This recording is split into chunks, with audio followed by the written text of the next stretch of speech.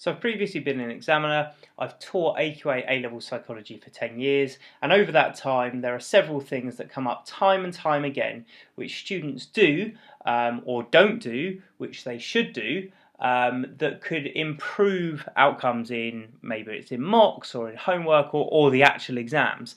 And I've tried to narrow down the top 5 which occur most often. Now, you may well do some of these, and if you do, then I'm here to tell you you're not special. And I mean that in the nicest possible way, because as I've said, lots of students tend to do it over and over again.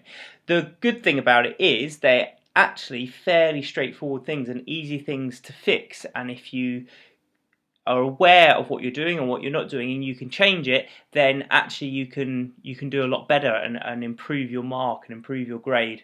So without further ado, so first is probably the use of terminology. So quite often students might waffle or tell me things in their own words, when actually using the correct term just gives their writing better authority and shows that they really know what they're on about. So correct terminology, that goes across all the topics, so whether it's research methods, whether it's memory, attachment, or approaches, whatever it is, if you're using the correct terminology and you're using the correct researchers maybe. So this is a question that I often get, is do I need to use the researcher's name? Well, the official line is no, you don't, but what you do need to be is clear and coherent. So if you're saying, oh, there was this bit of research, yeah, and they did this study and they found it doesn't really make a great deal of sense. So either you need the researcher's name or you need to be quite clear and coherent about what happened in the research and what they found. Ideally you would have both. So improving terminology is probably my first tip. It is like learning a new language. Very few people have studied psychology before they come to A-level, and so learning how to read and speak like and write like a psychologist, it is a skill and it takes practice. Sites such as Quizlet, if you've ever done languages at GCSE maybe, you might have used Quizlet to learn the terms and terminology. It allows you to do flashcards and do quizzes on them online, like it suggests, and that can really help with terminology. Tip 2, probably the biggest one, probably the one most commonly. I tell my students this, and time again, still they don't necessarily do it. And it's something that students across the country can do. If you look at the results at the end of the year, the skill that students generally fall down on is AO2, so it's application. So once you've got the terminology, that's step 1, it's how you use it. So actually, you do need to know the terms and you do need to use them in your writing, but actually it's less likely you're going to get a question that is just asking you what a term is. Define repeated measures, for example. Actually, you need to know those terms so you can use them in an applied way, and more often you're going to get questions that are going to ask you to apply what you know. So sticking on research methods, you might get a STEM, a hypothetical study, probably related to one of the topics that you've looked at. It might be similar to a study that you've looked at, but they are hypothetical studies in the STEMs, and it will say, well, what was the design in this study? So actually, you do need to know the term repeated measure design, but you need to know that so you can identify it in the study and then explain one strength. And where you see these words in this study, in this experiment, in this investigation, you have to actually say why it was a strength for that particular study. So you can't just say that doing a repeated measure design limits individual differences, for example. That is correct, and obviously you need to know that and you need to learn that, and you've come quite far by knowing that. You've learned the term, you've learned a correct evaluation, but actually you need to be saying, well, what is the problem with individual differences in the specific study that is in front of you? And it's a skill, and you're just going to have to practice and do as many of these sorts of questions as you can, because obviously the question in front of you in the actual exam you're not going to have seen before, so you need to practice the skill of applying your knowledge, and it's probably the area, my students, I've seen it in exams where it's the most common bit of feedback I probably give where students can get marks. As I say, once you get it and once you've nailed it, then actually it's a really easy way to get more marks. A good tip is that, I think I heard this on examiner training once, it was if you can take the student's answer and put that as an answer to another question, you probably haven't answered the question in enough detail and in enough context. You haven't answered that specific question. So for example, if it was about a repeated measures design and you said, oh, it's a repeated measures design, a strength of this that there's no individual differences, this therefore means that individual characteristics are not having an effect on the dependent variable. Well, that's all correct, and you've shown psychological knowledge there, but that answer I could put as an answer to any question where it's in a repeated measures design and your strength is talking about individual differences. So what you need to say is in that particular study.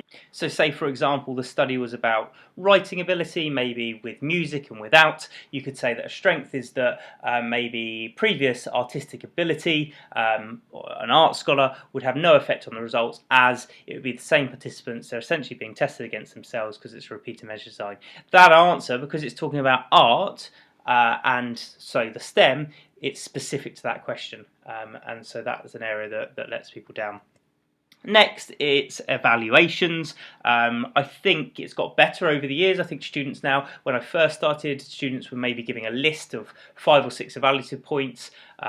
So for example, saying that evaluating the Milgram experiment, saying, oh, it had ethical issues, saying that it had demand characteristics, for example, and just listing them. Actually, students now are better at elaborating and saying what these ethical issues are and what the demand characteristics are, but it needs to take that next step. It needs to say why this is an effect and why that particular point is a strength or a weakness. And that's where the Peel method comes in. I'm sure you've heard of this, and again it's something that over and over again I've given the same students the same feedback, and it is a skill, it's practice, and hopefully by the time you get to the exam you get there, but this is something to be aware of and something to practice. Something that I have seen work with some students is they actually write PEEL in the margin. You can do that, that's absolutely fine. That would probably be as a minimum. What we're seeing now, and to try and get into the top band of 16 markers, for example, actually you probably need a commentary, you need a discussion. So what you need is counterpoints, and so you need to say, okay, look, this research into schizophrenia has been backed up by this study on animals, and so therefore we know that this biological theory is accurate. However, it's hard to extrapolate the findings of animal studies onto humans because the genes and the biology behind rats might be different than in humans, and so the processes behind schizophrenia won't be the same. So it's that counterpoint, not just listing these points, not just listing the elaborations, but actually linking them back together. There's lots of different research resources out there. So you've got Tutor2U, they use the double whopper. I know that works quite well. I think one of the textbooks does, the Oxford one, and that works quite well as well. But it's about getting this detailed evaluation rather than just lists. Also, it links back to the point that I just made. Actually, your evaluation needs to be in context of the point that you're making. So it's not just good enough to learn that animal studies lack extrapolation. What specifically about the study that you're talking about is it that lacks the extrapolation? So it's hard to relate the way that the neurochemicals or the biology, neurochemistry in rat brains would be different to the process in humans in terms of schizophrenia. And so it's being really specific and actually narrowing down. Next, we've got command words. So again, really, I can completely understand why people find this difficult. So you might see the word Ainsworth on a question paper and think, brilliant, I know about Ainsworth. So strange situation, this is where children are put into a controlled observation, separation anxiety, strange anxiety, etc., etc., etc. Because you know it, it's time conditions, there's the stress of the exam, but actually, quite often, what you've put might be accurate, what you're saying is right, but you're not answering the question that has been asked, and so you really need to read the command words. What is being asked of you? Because one word in a question can completely change what answer the examiner is looking for. And so a how question, explain how Ainsworth carried out a strange situation. What you would write there would be very different if it was a why question, but actually there could be very little difference in the words, and what I'd often get is students giving me the same answer for both of those questions. Hopefully you can see why there's a difference there, or what the difference is. For a how question, you can put bullet points. I probably wouldn't recommend it, but you can put bullet points. It's a procedure, a process. So think about it. If I ask you, how do you tie a shoelace, you would hopefully tell me step by step from start to finish how I'd go about tying a shoelace. So it's the same thing here. So you need to say, how did Ainsworth carry out a strange situation? So step by step, what was happening there. A why question is to do with the justification, generally kind of strengths and weaknesses. And so you can see there, it's still Ainsworth, but actually the outcome, what you're going to write, will be very different. And quite often what we get is students' answers that aren't that different. You'll just say vagaries about Ainsworth. Again, probably I should have put, in terms of command words, and hopefully you're aware of this, there's a difference between an outline and evaluate. That sounds very easy, and you know that, I think, thinking about it logically, but it comes to an exam, and again, the time pressure, the stress of actually doing an exam, and students often maybe give evaluations when they're not asked to, or outline when they're just asked to evaluate. So really read the question that is being asked and answer the question that's there. I know you've probably heard that all throughout your schooling, but it is the case in A-level psychology. We get correct information put, but can't credit it, and it's gutting. You know, we want our students to do as well as possible as well. It's gutting when you can see the student clearly knows something, but they just maybe misread the question in the heat of the moment. So really read what's being asked. I tell my students to highlight the words, whether it's outline or evaluate or how or why, so you know what you're being asked. And you can annotate it as well. You can write on the question paper, just to give yourself that reminder, and I would probably recommend you to do that. And last but not least, it's know the papers. So what is being asked on what paper? Hopefully you're aware there's 3 papers in the AQA A-Level Psychology, 3 papers, 96 marks each, 2 hours per paper if you haven't got extra time. 24 marks per section, that's worth knowing, other than the research methods, because obviously you do research methods in Year 12 and Year 13, so that's kind of doubled up, so that's 48 marks, that's on paper 2.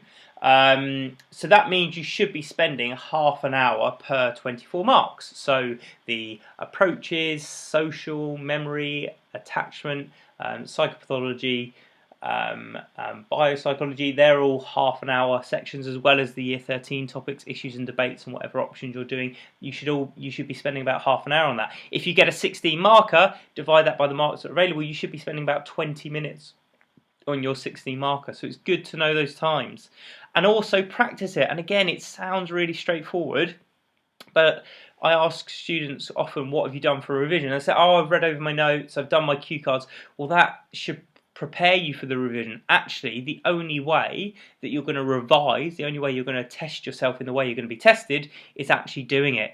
Get a paper, give yourself exam conditions, no distraction, put the phone away, put Snapchat away, turn off the beats, and actually practice doing papers.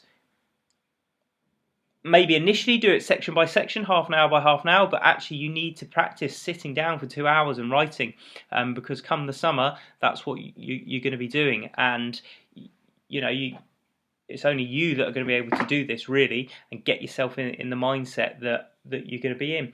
Another tip for you from psychology, conditioning. So when are you going to be doing the exams? Well, probably in the mornings and the afternoons. If you're saying that you prefer working late at night, well, actually you're not conditioning yourself. There you go, bit of Pavlov.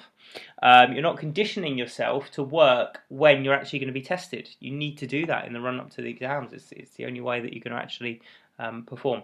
There are probably lots of others, but hopefully those are 5 easy wins, quick tips, things to remind yourself of that will help you when you're revising.